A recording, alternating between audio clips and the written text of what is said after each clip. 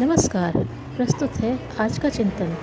युवा नारी यदि संस्कृति संरक्षण करें तो सांस्कृतिक परिदृश्य में सुखद परिवर्तन निश्चित है। वैसे भी संस्कृति का नारी के साथ प्रगाढ़ रिश्ता है। युवतियों के साथ यह प्रगाढ़ता और भी सघन हो जाती है। युवा नारी के संस्कारशील व लज्जा से किसी भी देश की सांस्कृतिक पवित्रता बढ़ती है, लेकिन यदि इसके विपरीत होने लगे, युवा नारी का शील उघड़ने लगे, लज्जा वसन छूटने और लुटने लगे, तो सांस्कृतिक प्रदूषण बढ़ता है। आज का सांस्कृतिक सच यही है। इसके कारणों की कई तरह से पड़ताल होती रहती है। इस संबंध में अनेकों सभा गोष्ठियाँ होती हैं। पत्र पत्रिकाएं भी काफ़ी कुछ प्रकाशित करती हैं। इन प्रयासों में सामाजिक आर्थिक कई पहलू उजागर होते हैं, लेकिन मूल बात तो चिंतनीय है, उस पर कम ही लोग चिंतन कर पाते हैं। इस चिंतन का निष्कर्ष यही है कि युवा नारी को स्वयं ही इस स्थिति को संभालने के लिए आगे आना होगा। उसे खुद ही आगे बढ़कर यह घोषणा करनी होगी कि उसका शील और संस्कार बिकाऊ नहीं है। फिर विज्ञापनदाता इसकी कितनी ऊंची बोली क्यों न लगाएं। इसी तरह उसे अपने में ऐसे साहस का संचार करना होगा जिससे कोई दुष्ट दुराचारी उसकी लज्जा लूटने की हिम्मत न जुटा सके।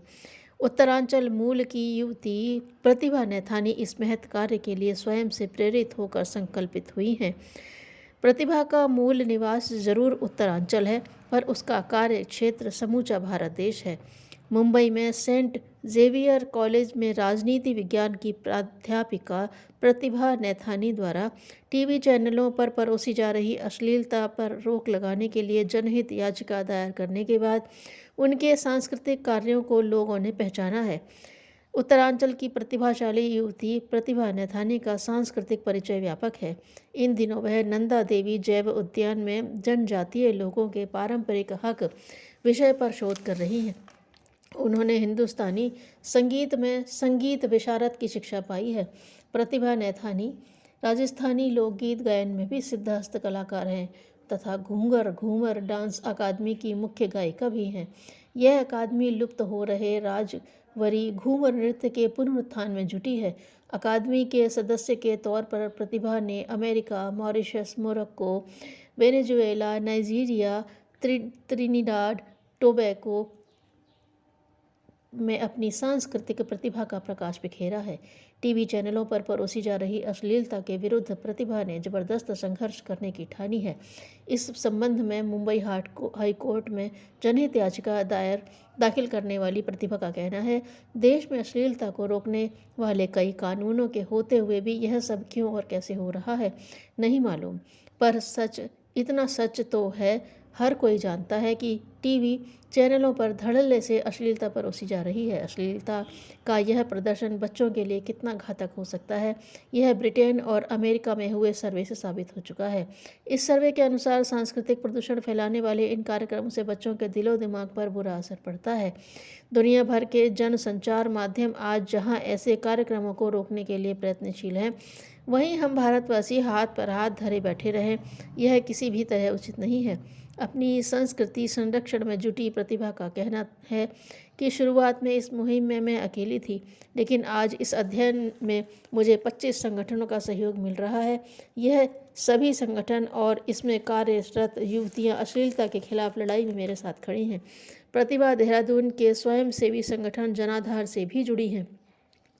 इसके अलावा नंदा देवी बायोस्फीयर रिजर्व में भोटिया जनजाति के हक दिलाने के लिए भी संघर्षरत है।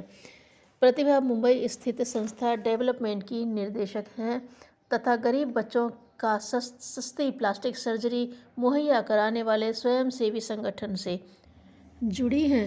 संस्थाएं या संगठन कोई भी क्यों न हो, पर प्रतिभा का मकसद अपनी सांस्कृतिक संवेदना को जनव्यापी बनाना है और देश की सांस्कृतिक धरोहर को बचाए रखने के लिए प्रयास करना है। शहर में संस्कृति संरक्षण का काम कर रही प्रतिभा की तरह ग्रामीण युवतियों ने भी इसके लिए साहस भरे कदम बढ़ाए हैं। इन महिलाओं ने अपने कार्य के लिए अखबार को माध्यम बनाया है। ग्रामीण युवतियों व महिलाओं द्वारा चलाए जा रहे इन न्यूज़ लेटर्स का मुख्य उद्देश्य नव साक्षरों को पढ़ने में रुचि बनाए रखना, जागरूकता लाना, देश व क्षेत्र की संस्कृति का संरक्षण व प्रसार करना और महिलाओं की आवाज़ को सामने लाना है। बात 1992 की है। इसकी पृष्ठभूमि महिला समाख्या ने तैयार की और गांव की महिलाओं को इस कार्य की जिम्मेदारी सौंपी। शुरुआत में ग्रामीण महिलाएं काफ़ी संकोच व हिचकती थीं कि इस काम को कैसे कर पाएंगी, लेकिन सबसे पहले चित्रकूट की महिलाओं ने हिम्मत जुटाई और अपना अखबार महिला डाकिया निकाला। थोड़ा डगमग स्थिति के बाद इसकी लोकप्रियता इतनी बढ़ी कि इसे पत्रकारिता का चमेली देवी पुरस्कार मिला। इसके बाद 12 जनपदों की महिलाओं ने न्यूज़ लेटर्स निकाले। चित्रकूट से महिला डाकिया, वाराणसी से पुरवई, सीतापुर से डेहरिया, प्रतापगढ़ से मिनसार, औरैया से मित्रा, जौनपुर से गुनागर, इलाहाबाद से गुइयाँ, गोरखपुर से सखी सगुन, सहारनपुर से हिंडोला, मऊ से अंजोरिया, मुजफ्फर से साथन और मथुरा से मायेली नाम से ये न्यूज़ लेटर्स गाँव में पढ़ने की प्रवृत्ति बढ़ा रहे हैं। महिला समाख्या से जुड़ी गांव की युवतियों के द्वारा निकाले जाने वाले इन अखबारों की खास बात यह है कि इनकी सामग्री से लेकर साज सज्जा तक के प्रत्येक चरण में नारी ही भागीदार बनती है। कई स्थानों में तो इनका वितरण भी महिलाओं के हाथों में ही है। इसमें छपने वाली विषय वस्तु पर ध्यान दें। पंचायत चुनावों में महिलाओं की भागीदारी, न्यूनतम मजदूरी, स्कूल फीस की माफ़ी, दहेज उन्मूलन, भूजल की समस्या, नशाखोरी के नुकसान, लड़के लड़कियों में भेदभाव, लिंग परीक्षण आदि के साथ देश और क्षेत्र की संस्कृति के संरक्षण से जुड़े मुद्दे इनमें प्रकाशित होते हैं।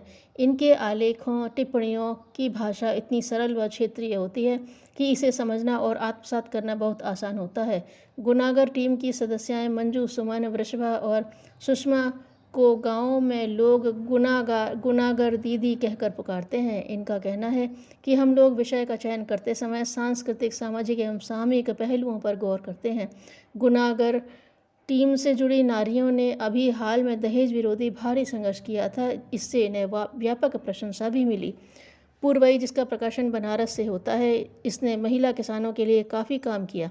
इससे प्रेरणा लेने वाली निर्मला का कहना है, पुरवई हमहन का आँख खोले का काम कइल ह, एहन से ज्ञान बढ़े के संगे हमार बात रखे का मौका मिलई, नाही त हमार के सुनी। अपने इस काम से जुड़ी इन ग्रामीण युवा नारियों में अपूर्व संतोष उभरा है। आत्मविश्वास से भरी इनमें से कई युवतियों ने अपने जीवन को संस्कृति के लिए संकल्पित व समर्पित किया है। युवा नारियां गांव की हों या शहर की, सांस्कृतिक दायित्व सभी के समान है। यदि ये और देश के अन्य युवा विचार क्रांति अभियान में अपनी भागीदारी निभाएं तो नवयुग के नवोदय का एहसास सभी को हो सकता है। एक शेर ने कुछ सियारों के सहयोग से एक बारहसिंगा को मारा। मांस के बंटवारे पर का निपटारा सिंह को ही करना था। सिंह ने शिकार के टुकड़े किए, कहा एक टुकड़ा राजकोष में जमा करना होगा और दूसरा टुकड़ा अधिक मेहनत के कारण मेरा ही होता है, तीसरा स्वयंवर जीतने पर मिलेगा। उसे पाने के लिए जो सामने आना चाहे सो संघर्ष के लिए तैयार हो। सियार चुपचाप खिसक गए। सिंह ने पूरा बारहसिंगा खा डाला। शिक्षा यही है कि धूर्त के साथ सहयोग भी हितकारी नहीं होता। जहाँ तक हो उससे बचना ही चाहिए। धन्यवाद।